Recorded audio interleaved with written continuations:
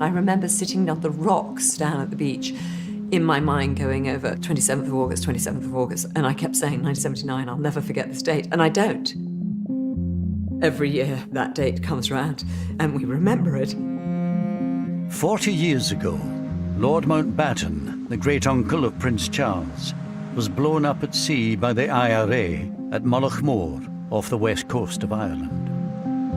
By killing Mountbatten, you sent ripples around the world in a way which no other assassination could have achieved. No member of the British royal family had been murdered by terrorists within living memory. At the time, I could not imagine how we would come to terms with the anguish of such a deep loss. 3 others were killed on the boat, including 2 teenage boys. There was a mighty bang, a huge crack like thunder, and I immediately said, Paul is dead. The day was marked not just by the Mountbatten bomb, but by a second IRA attack that killed 18 British soldiers at Warren Point, across the border in Northern Ireland. The IRA couldn't believe their luck. For the nationalist population, we were monsters. This is the story of that day, told by those directly affected by it. It is hard when you see the wounds that never really got sewn up from that day and that tragedy, and that is hard.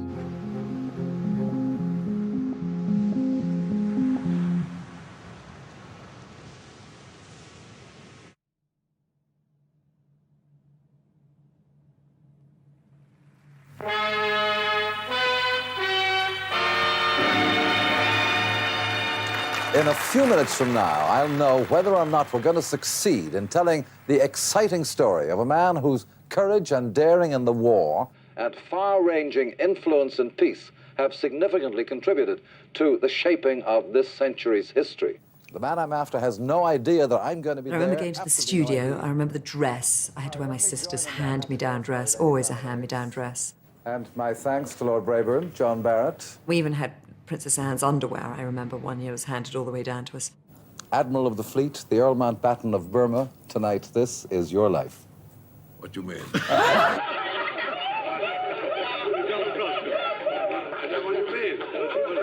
here, we have a whole host of surprises for you. Amazing that they managed to pull that off.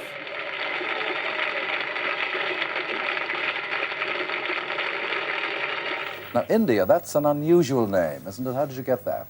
Because my grandfather was the last Viceroy of India. Because my grandfather was the last Viceroy of India. Of course, nowadays people say, what's a Viceroy? As Viceroy, he was the last colonial ruler of India. He was also Admiral of the Fleet, second cousin of the Queen, and mentor to the Prince of Wales. The Earl Mountbatten of Burma was for half a century one of Britain's leading public figures. Can you bear having hot milk in it, or would you rather not have milk in it? In retirement, he spent more time with his family, but he still enjoyed the public spotlight so much that he allowed an ITV crew to record his annual summer holiday in Ireland, even if it meant compromising the family's privacy. Every Easter, every summer, every Christmas, every single holiday, we were together with our natural cousins. 1, 2, 3, whoopsie! Classieborne was always in the summer, a month in August. Yes, twins, where are the twins? For all of the fact that it was called Classieborne Castle, essentially it wasn't. It was a Victorian mansion with some turret built onto the end of it. Lord Mountbatten inherited Classieborne Castle from his wife, Lady Edwina, who died in 1960. There were so many wonderful traditions.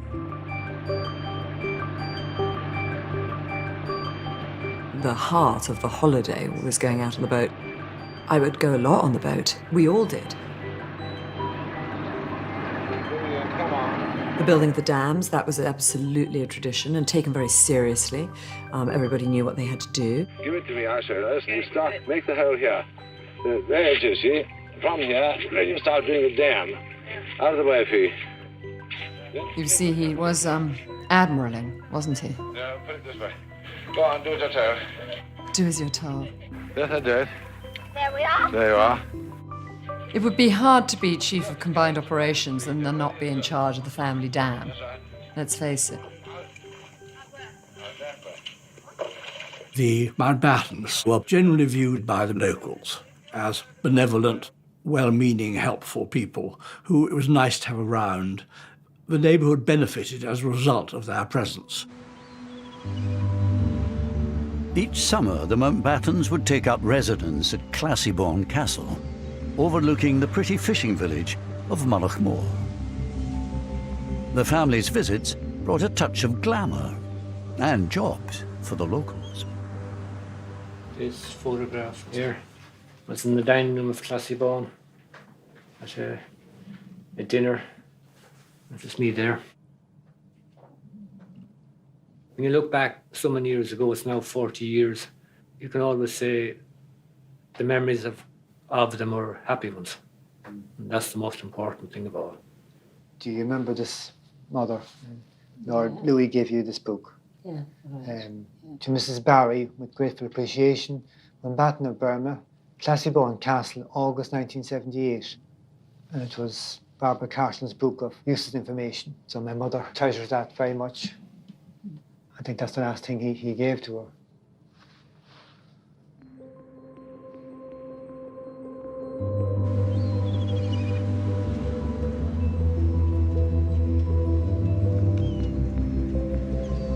The Mountbattens were not alone in their attachment to Mullaghmore. There are my 3 children at Mullaghmore. That was Paul and his 2 sisters. Mullaghmore was a popular holiday destination for families from Northern Ireland, as well as the south, and the Maxwells from Inniskillen had their own cottage there. We went down there during the summer holidays for 2 months every year, and the children enjoyed it immensely. I particularly like this one with Paul. That summer, 15-year-old Paul Maxwell landed his dream job looking after Lord Mountbatten's boat, Shadow 5. I think they had a nice relationship. Paul would sometimes stay on the boat afterwards with Mountbatten and they would talk. And he told Paul about going into the Navy. And he said, you know, I went into the Navy when I was 12 years old. And I saw active service when I was 16. And Paul said to him, were you not frightened, my lord? And he said, yes, but you didn't show it. And you can see Classybourne in the background there, in the distance. Classybourne itself had been a fairly early example of what you might call sort of English colonisation. In a sense that quite clearly they were intruders. The Irish obviously resented Britain as such and wanted us out. The Mountbatten summer retreat was in County Sligo, in the Republic of Ireland. Mullaghmore was only 13 miles from the border with Northern Ireland, where in 1969 a bloody conflict broke out.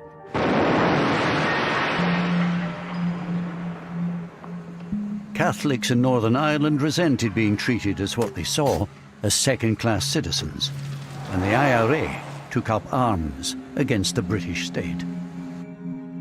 Despite the nearby troubles, the Mountbattens kept coming to Classybourne. They enjoyed protection from the local police, the Garda, but it was all kept very low-key. The families themselves were very rarely targeted at all, and there was very little personal animosity. But I don't believe the Garda, more than anybody else, believed that actually there was a serious threat. Judging the appropriate level of security for the Mountbattens was a tough call. My grandfather was very keen not to have the intrusion of an overly protective force around, which is funny when you think that on the mountainside there was a big painted sign, Brits, go home. You arrive for your summer holiday and that's the welcome. A reminder that while the fishing village of Mullaghmore itself may have welcomed the Mountbattens, County Sligo had deep roots in the Republican movement. Mountbatten would have been seen by people in the IRA leadership as a cultural icon of the British establishment. Anthony McIntyre joined the IRA in Belfast in 1973. He wanted to get the Brits out and create a united Ireland. Although he later fell out with the IRA, he understood their mindset at the time. He would have been targeted, and his targeting justified on the grounds that by taking him out, there was a blow been administered to the very heart of the British establishment. It turns out that throughout the 1970s, Lord Mountbatten had been a potential target for the IRA. Kieran Conway had risen through the IRA's ranks to become its Director of Intelligence by 1975. He reveals for the first time that an attempt on Mountbatten's life had been actively considered 4 years before the successful assassination. In the mid-70s, there was an operation cleared to kill Mountbatten. He was to be ambushed either exiting or entering his castle. 4 or 5 men. A spotter car somewhere distant. Then walkie-talkie communication between the people with the guns in the car to say he's on his way. You'd know roughly how long it was going to take. And then open up in the car. The mindset in 74, 75, the early 70s would have been operational, you know, like kill them without too much reflection. I think he would have been astonished if told that there were IRA members in Ireland who were interested in his existence, let alone wanted to murder him. The 1975 plot did not get the go-ahead from the IRA's Army Council, and Kieran Conway temporarily left the IRA later that year.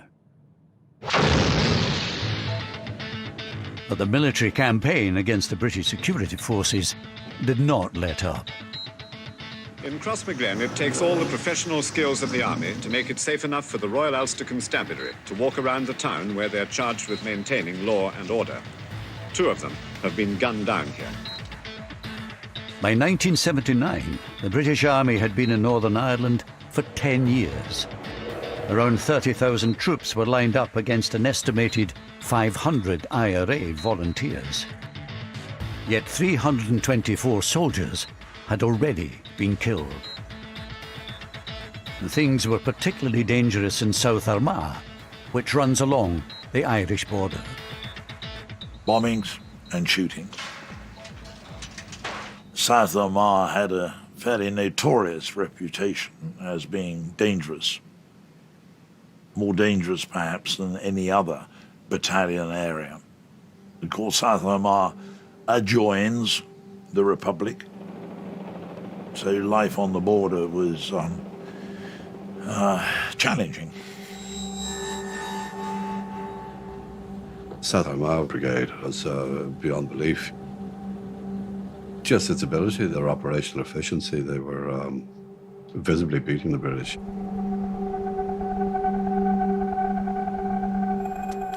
In the summer of 1979, the South Armagh Brigade was plotting 2 of the most ambitious attacks of the IRA's campaign so far.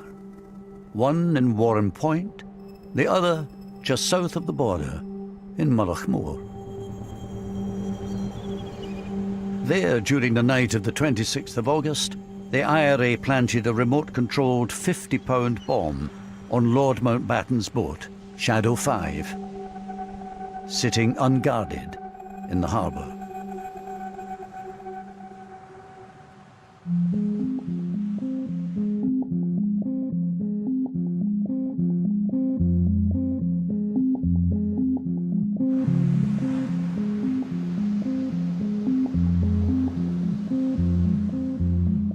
went on duty at 6 a.m. up at the castle here. 9 to 9:30, Lord Mountbatten and his family came out from the castle and informed us that they were going down to the pier. So we got into a patrol car and we escorted them. In this unique photograph taken just 24 hours earlier, showing the family and staff outside Classiebawn, all the members of Lord Mountbatten's boat party are present. His son-in-law, Lord Brabourne, and his daughter Patricia, their 14-year-old twin sons, Timothy and Nicholas Knatchbull, and their 83-year-old grandmother, Doreen, the Lady Dowager. The only non-family member on board was the 15-year-old Northern Irish boat boy, Paul Maxwell.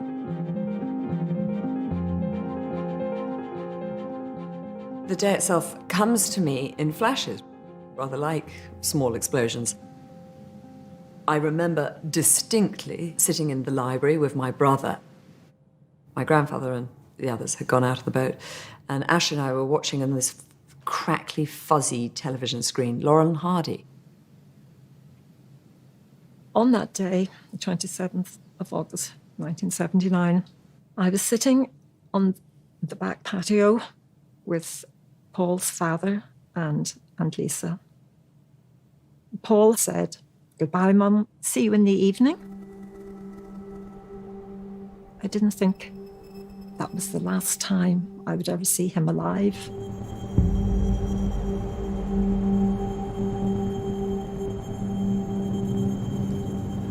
Beautiful morning it was, sun was shining. They left Mullaghmore Pier and travelled out to where they had some lobster pots.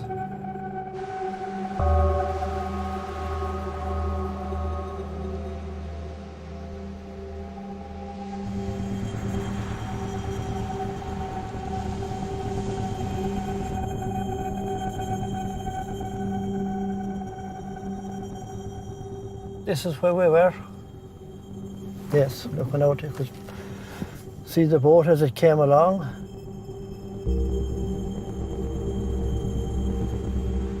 Dennis Devlin was a 15-year-old whose family came to Mullaghmore every summer.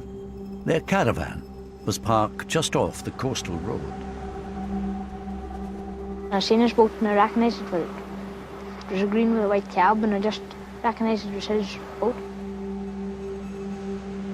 As they come in, I could hear them talking among themselves.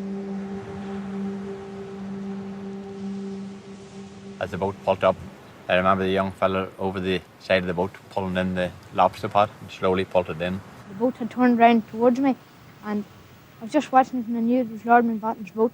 The next thing, everything was spewing up into the air. Everything just rose up and I knew it was an explosion. Suddenly there was a flash of light and a loud bang, and you could see the boat had just disintegrated. It was obvious that a bomb had gone off. There was a mighty bang, a huge crack like thunder. And I immediately said, "Paul is dead."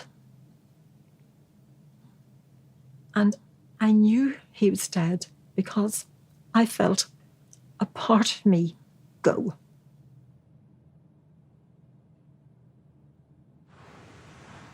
My brother, sister, and I were taken into the study, and before anything, we were asked to take these pills with a glass of water. I'd never taken a pill in my life before. And that, to me, was more surprising than anything of that day. I couldn't understand why I was being made to take a pill. Again, I think it's so reflective of the era that they were in the 1970s, that someone would have had Valium on them, for God's sakes, and said, let's give it to the children. I mean, dear God, would you give an 11-year-old a Valium? I, for some reason, left the castle and ran down to the beach, which wasn't helpful at all, and incredibly inconsiderate of me now I look back. I remember sitting on the rocks down at the beach, in my mind going over 27th of August, and I kept saying 1979, I'll never forget this date, and I don't. every year that date comes round, and we remember it. And it was just such an incredibly beautiful day. And on the rocks, this incredible view. And yet, destruction. I'm so sorry, I don't normally get upset.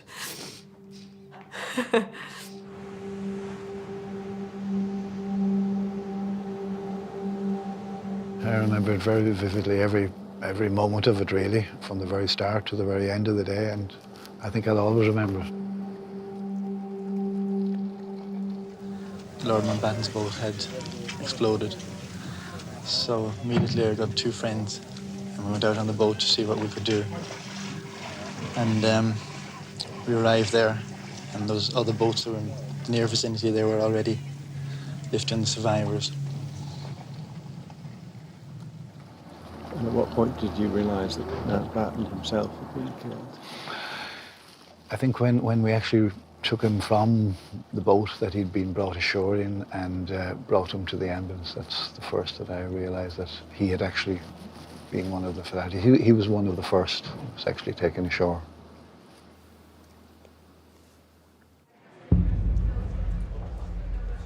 It was a perfectly ordinary day, that August bank holiday. I was helping to put together the lunchtime bulletin for Radio Ulster.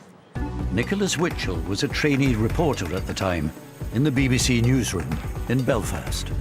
We received a tip-off from somebody we knew suggesting that there had been an explosion reported at Mullaghmore in the Republic of Ireland. I do remember forming the words on my pad, Mountbatten Dead. By now, all but one of the bodies of the boat party had been recovered. Lord Mountbatten and Paul Maxwell had been killed instantly. The 83-year-old dowager fatally injured.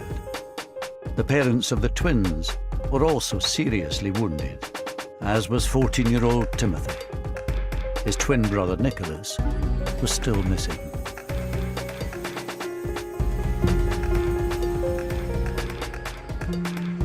You could see this beautiful blue azure sea just off to the north end of the little peninsula which Mullaghmore is. We could see a lot of debris, splinters of wood. It was fine debris, quite fine debris it was.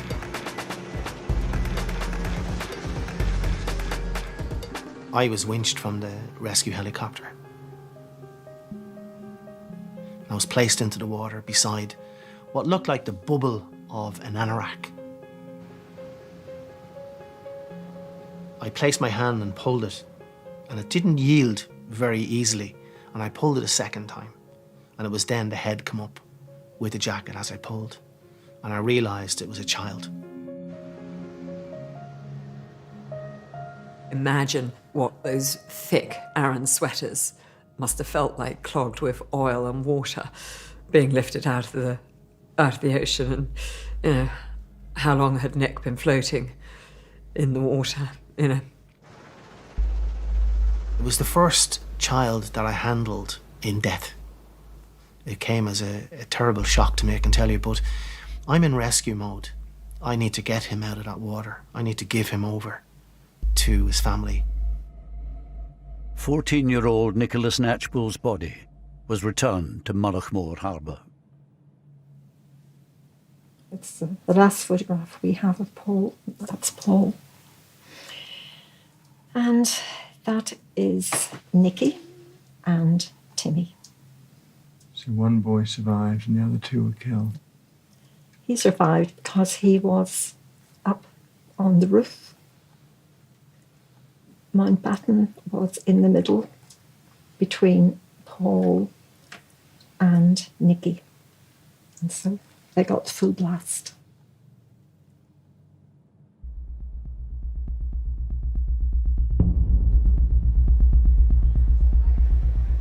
Later that afternoon, I had a phone call from a contact I knew within the Republican movement, who asked, most unusually, to drive up to the Falls Road to meet him. Opened the door, he got into the car, sat down beside me, we drove on. Then he reached into his mouth, like that, and drew out a small scrap of paper which was wrapped up in cling film, unwrapped it, and this was a telex message which contained the IRA claim of responsibility for, as they put it, the execution of Lord Mountbatten. The choice of the word execution is very deliberate.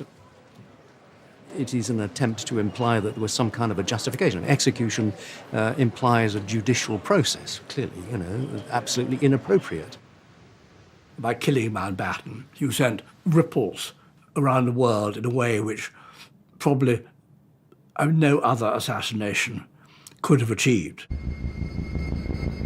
While people were still reeling from the news that a member of the royal family had been killed at Mullaghmore, the IRA's operations that day were not yet over.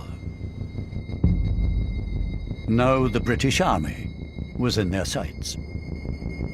Later that afternoon, over 100 miles away, members from another South Armagh unit were lying in wait by the Newry River on the southern side of the Irish border. They were hoping to blow up a British Army convoy travelling along the road from Warren Point across the river in Northern Ireland by detonating 2 radio-controlled bombs that they'd planted earlier. One, a 700-pound device hidden in a lorry piled high with straw, was parked in a lay-by. The other, 1,000 pounds worth of explosive, hidden in a nearby gate lodge.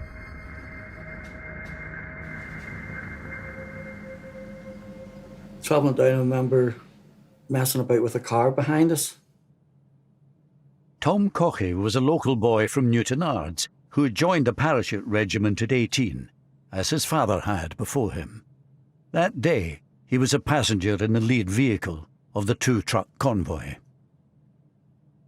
We had a packed lunch and we had oranges and we made little teeth out of the orange, and there was a car with a lady and kids in it. And we were smiling at them, that type of banter. 10 minutes later, we were blown up.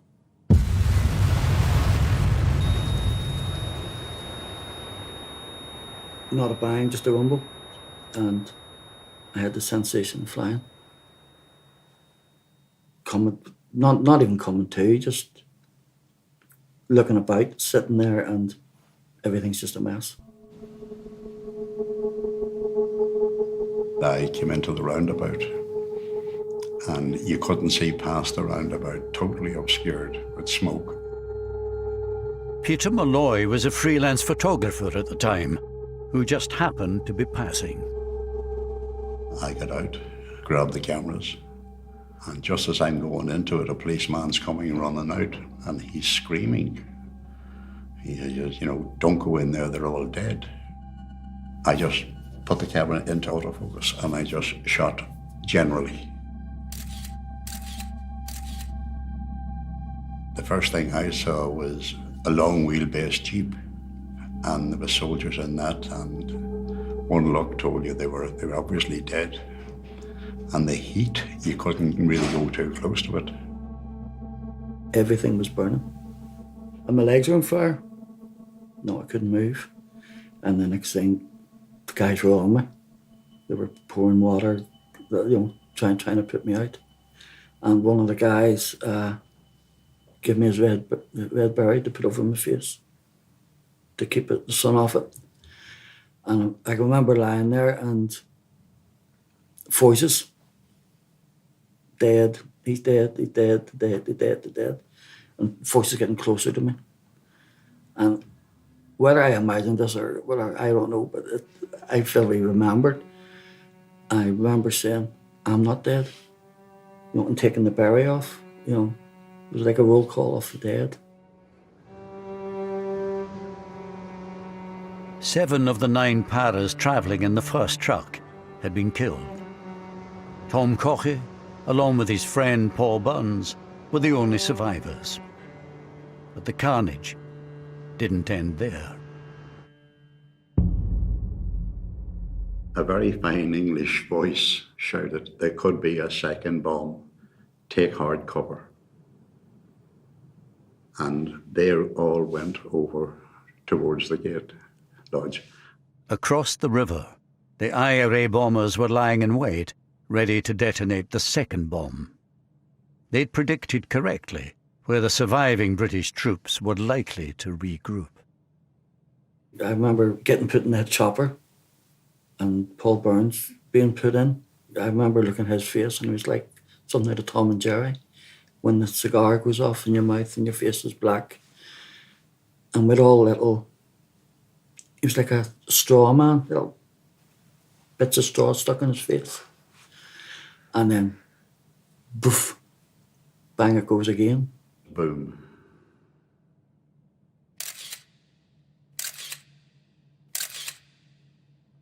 I was thrown back and I got up again and it was over. Basically, it was over.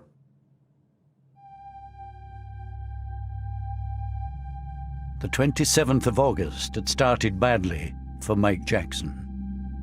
The news came through of the Markmoor bombing and the death of Lord Mountbatten, amongst others, which was obviously very shocking. Now, as the news broke that his fellow paras had been ambushed at Warren Point, Jackson himself was called into action. The brigade commander looked at me and said, "Mike, what are you doing here? You go down to the site, secure it, and take on all the aftermath." And so I gave out some rapid orders and got on the first light helicopter I could. There's no communication. All telephones are cut off, so you're waiting for word to come back from your own lads to what actually is going on. Is there a bit of you thinking, that's my mates? Yes, absolutely. And you want to know who it was because you know that some of your mates were killed. So yes, you did want to know. Dead. Dead. Dead. Dead. Dead.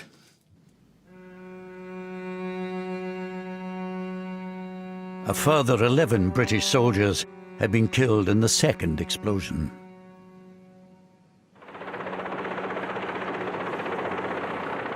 I get to Warren Point and it's a pretty grim sight, as you can imagine.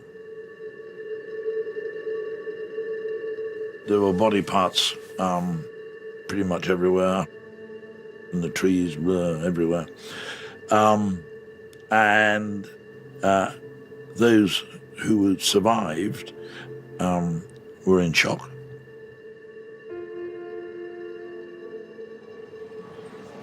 It was absolutely obvious, right from the earliest point, that this was a death toll on an exceptional scale. It transpired, of course, that 18 soldiers had lost their lives, the greatest single loss of life that the British Army had suffered in Northern Ireland.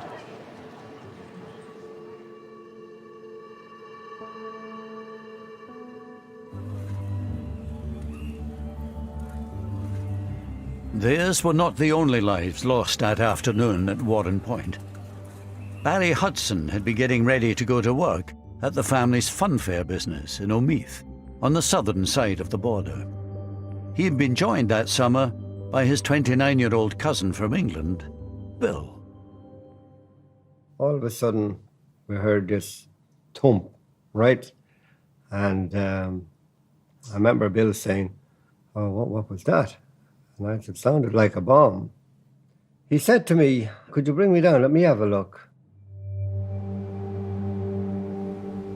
In the mayhem following the two bomb blasts, the surviving paras spotted the figures of Barry and his cousin Bill on the other side of the river and wrongly imagined them to be the IRA bombers. You could see the lorry burning, one with the hay on it. For a time you could see the soldiers coming in along the road there in the jeeps. You could see the red berries and that, you know, and I heard the ground being struck. And then I felt my arm like a stone hitting it. I thought it was something, a stone maybe or whatever. And it was bleeding. And then there was more. So So I turned and Bill was standing over there. The car was just parked up there and he was standing to the right, we'll say. And I shouted at him then to get down. And then you could hear more guns and branches cracking and that. So I ran like hell. And zigzagged up that lane. Seen it in war film. I always thought it was a load of baloney, really, because you couldn't escape that. But I did. Then it all stopped. Dead quiet.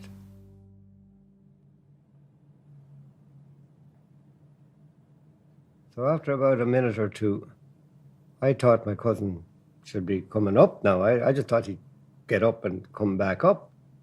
I looked around the corner and I seen him lying on his back and blood, a lot of blood. And I ran down to the car. I knew when I seen him, it's nothing anyone can do for him. The lad that pulled the trigger, I'm sure he was shell-shocked. Didn't enter his head for one instant, not to pull that trigger. And I think we would all have done the exact same thing in that situation. It was left to Barry to report the tragic news to Bill's father. Ironically, Bill Sr. worked in Buckingham Palace as one of the Queen's coachmen. I said, "Oh, terrible news, Uncle." I said, "Bill's dead." "Oh, dead? Huh? What happened? How'd he dead?" And I said, "He got shot." I said, "How'd he get shot?" Terrible. Terrible. Just one of the worst moments of my life, actually. Something I wouldn't want anyone to have to do. The army later acknowledged that Bill Hudson was an innocent civilian, mistakenly killed.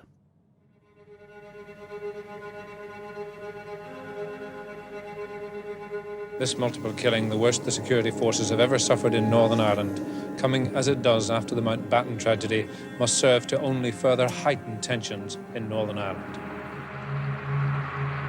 Word quickly spread of how meticulously planned the IRA operation at Warren Point had been. Anthony McIntyre was an IRA volunteer locked up in the Maze prison at the time. I thought it was impressive. I thought it was ingenious, because not only did they detonate the first device, they had to wait until the British Army backup arrived and positioned itself behind the gate post and then detonate the second one. So it took nerves of steel for the volunteers to sit there and do that. It was absolutely militarily fantastic. Brilliant. I don't want to say the word fantastic, but, But the big bonus that they had, that they didn't normally have, was they were in a different country. They had no need to run away. Yeah, they were in the south. They were in the south. And that's why they could take their time.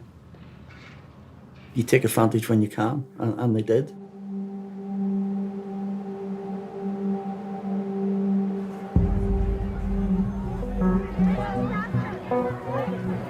Will you please stand still and I will move?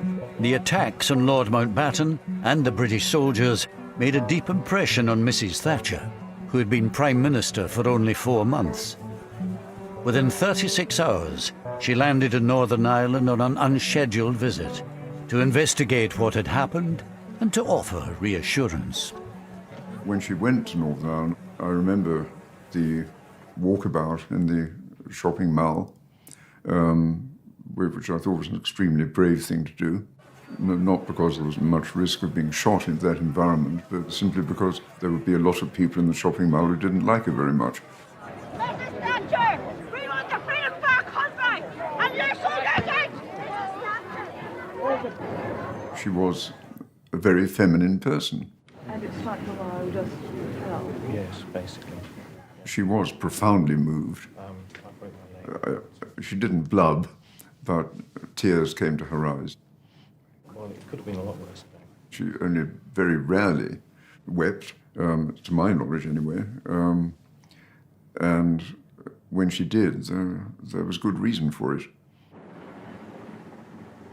She's not everybody's cup of tea, I know that, but she was able to relate, and they to her, to the soldiers. Boadicea, very doughty lady.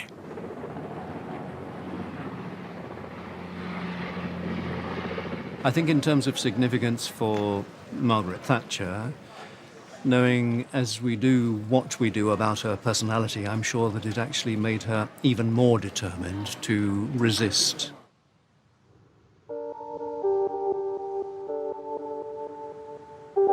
Mrs. Thatcher's flying visit did not extend to the scene of the Mountbatten bombing over the border in the Republic of Ireland. Here too, the events of that day had made a huge impact. While it was recognised that the IRA had pulled off 2 audacious military operations, in PR terms, opinion was divided. Almost everybody spoke with regret and shame about what had happened to Mountbatten. And that sense, this is our territory, how dare they do this on our territory. But there were a number of people, I won't say a majority, but there were a number of people who said what happened to Mountbatten was wrong. But as far as the British soldiers are concerned, listen, those that live by the sword die by the sword. This feeling was reinforced by the fact that 16 of the 18 British soldiers killed at Warren Point were from the paratroop regiment. The Paras were deeply unpopular on both sides of the Irish border, thanks to an infamous incident that had taken place 7 years earlier. There is no other single incident in Northern Ireland that unites nationalists of all colour, north and south, like Bloody Sunday does. Because to us, it was the deliberate killing of peaceful protesters on a march in Derry. 13 civil rights protesters were killed on what came to be known as Bloody Sunday. Here was the British Army turning its guns on the people it called its own citizens. And the soldiers responsible for Bloody Sunday were the paratroopers.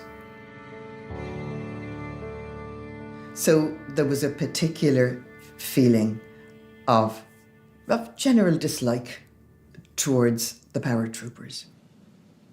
This dislike was felt particularly strongly by the IRA volunteers locked up in the Maze prison at the time. And how would you characterise the reaction of you and your fellow prisoners to hearing about the Warren Point news? Exuberance, exhilaration. All Christmases had come at once and come early. The IRA couldn't believe their luck. For the nationalist population, we were monsters. We were quite ruthless, quite callous, quite indifferent to the suffering of the relatives, and found the parachute regiment absolutely anathema. They were celebrating, and of course they were. And, you know, they had a good day. And doubly good in the sense, you know, with the memory of, for them, the memory of Bloody Sunday. Yeah, of course, yeah. Yeah, what's where the old saying come out, you know, 13 dead, not forgotten. We got 18 on Mountbatten. There's a quote for you. Very good.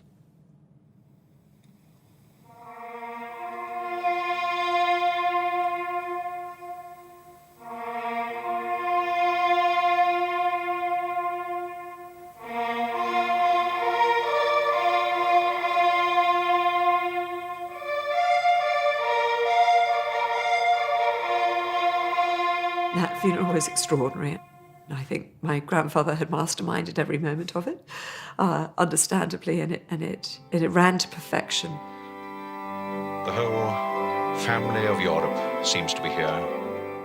Lord Mountbatten's state funeral, the largest of its kind since Winston Churchill's, provided a vivid reminder of the personal nature of the blow dealt to the royal family.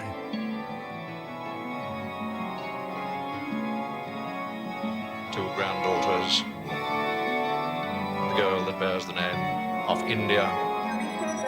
We know my grandfather's murder was a complete shock and very devastating to the Prince of Wales because he fulfilled a role, and that role was then taken away. So I think he probably felt that more than most, the loss of my grandfather's murder, and in such a brutal way. The murder horrified him and, in a way, marked him for life.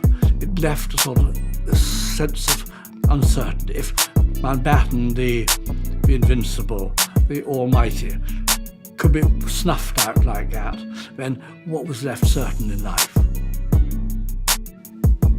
Within a week of the funeral, 11-year-old India found herself sent off to Gordonston, the boarding school in the north of Scotland. Here she was given a painful reminder of the very public nature of her grandfather's death. I remember feeling desperately lonely, going off to boarding school without my mother. And the first night, someone, after lights out, saying a joke. And maybe we can't even put this in because it's too horrific, but she said, how did they know Lord Mountbatten had dandruff? And no one in the dorm at the nights out knew the answer. And the answer was, of course, because they found his head and shoulders on the beach. It was a pretty staggering moment. Later that autumn, 2 IRA men were put on trial for the murder of Lord Mountbatten. One, Thomas McMahon, was convicted. Thomas McMahon, did you know him by reputation? I knew him both by reputation and personally, and he was a very, very fine IRA volunteer. Very fine indeed. They'd be the most outstanding figure to come out of South Ireland. Thomas McMahon was sentenced to life in prison, but no one higher up in the IRA leadership chain was ever held to account for the bomb. Somebody knew children get on that bomb. Not necessarily the guys who put the bomb on or the guys who made the bomb, but the people who planned it certainly knew about the children. And if they knew about the children and were quite prepared to go ahead and to sacrifice their lives in order to get Mountbatten, then it's a war crime. Although Anthony McIntyre has since fallen out with the IRA, back in 1979, he was still very much an insider. Given the political sensitivity around Mountbatten and the fallout that the IRA leadership, the political thinking people in the IRA leadership would have anticipated, I would imagine that was a decision taken at the most senior levels. Kieran Conway, who temporarily left the IRA in 1976, is in no doubt as to who was in charge at the time of Mountbatten's assassination. I've absolutely no difficulty in saying that in 1981 when I rejoined, and I wouldn't have said that until Martin died, that McGuinness was chief of staff. And your clear understanding was that he had been since 78? Yeah. Ultimately, as chief of staff, it would be McGuinness's responsibility, that operation. Yeah, that's right, yeah. Oh, that's the way it works. I mean, if you're the boss, you're the boss. You take responsibility for whatever goes on.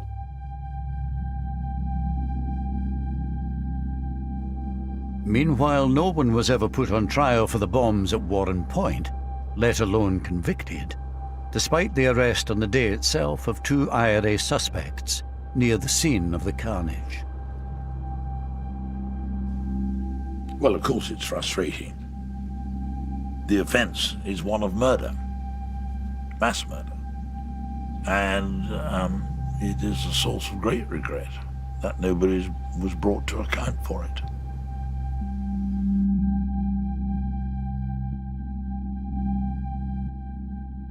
In these past few days, the irresistible force, the political will, has met the immovable object, the legacy of the past, and it has actually moved it.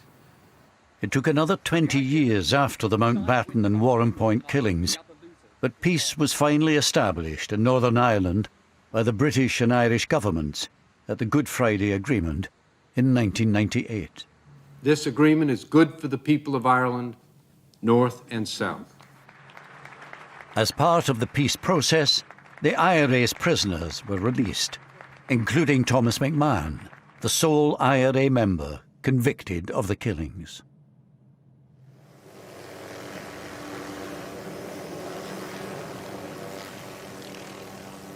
The idea of reconciliation has lain at the heart of the peace process. And there we get a first glimpse of the Queen. In 2012, the Queen came face to face with the man said to have been ultimately responsible for the assassination of her second cousin. You really did have to just pinch yourself and think, can this actually be happening? That the head of state of the United Kingdom and the man who, without doubt, was one of the leaders of the military, the offensive side of the Republican movement, who may well have had a hand in planning Mullaghmore or certainly signing off on it, that they were standing together was remarkable. The symbolic strength of that shaking of hands was enormous. It was one of the most powerful things that she could do. And she did it even though personally it may have cost her something. But it was terribly important that that was done. Only she could do it, and she did it.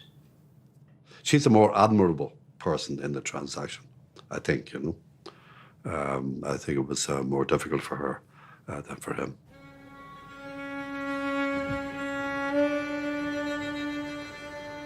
Like mother, like son. 3 years later, the Prince of Wales made his own gesture of reconciliation.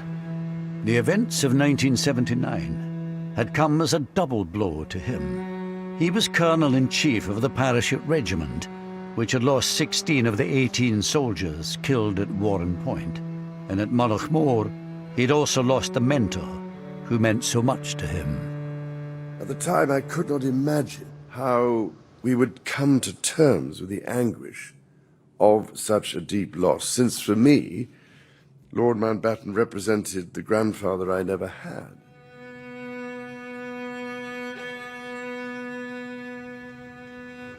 The poet Yeats once wrote, "And I shall have some peace there, for peace comes dropping slow."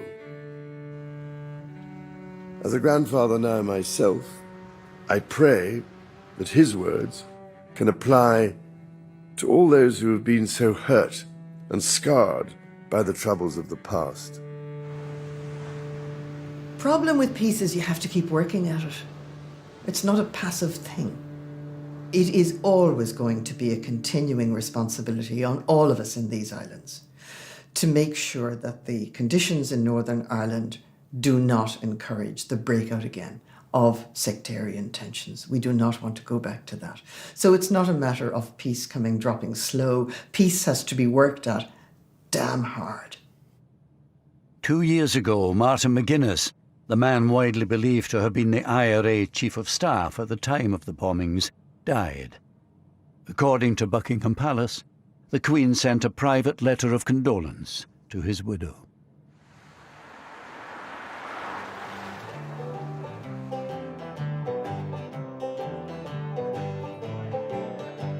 Today, for the most part, normal life has returned on both sides of the Irish border. But the sense of shame in the village of Mullaghmore lives on, especially among those who'd had close ties to the Mountbattens. There was a terrible sense of shock in this village and disbelief. And there was a dark cloud over the area, over the village for years after. People didn't talk about it. They did in their own houses, hushed, talked about it, but not out in the open. People felt so bad about what had happened and embarrassed about it. As with the town, so with the individuals themselves. They too are still struggling to come to terms with the tragic events of 40 years ago. I never took another picture since. It's 40 years ago. Why did you never take another photograph? I just couldn't face it. I was literally shaking. I watched the firemen and I thought that's what I should have been doing. And the following week, I applied and I joined the fire service then. Loved it. Loved it. I see that young boy's face over and over, and it doesn't go away, and it doesn't get any more blurred as it did from 1979 to today, because I can still see it. I'm okay with all that because I brought that kid home.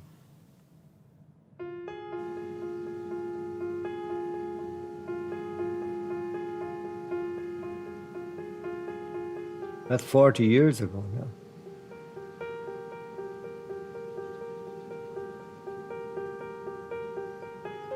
It hasn't been one day, I'm sure, that it hasn't crossed my mind.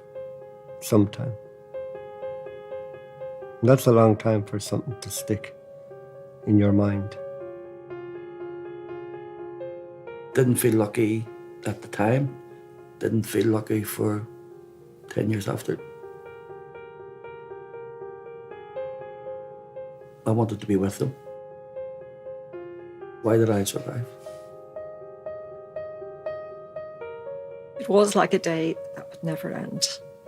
And then went on to weeks that would never end and years where grieving would never end. And it hasn't. I will always grieve for Paul. I carry him in my heart everywhere I go. I asked my mother about doing this, and she said, yes, absolutely, it's important to keep talking. I think in trauma and in death and in survival, there is so much that is unsaid, and there is, unfortunately, no path. There's no written textbook of healing. And so in amongst my 7 cousins who I am and remain close to, and my own siblings, everybody coped very differently. And some didn't cope well.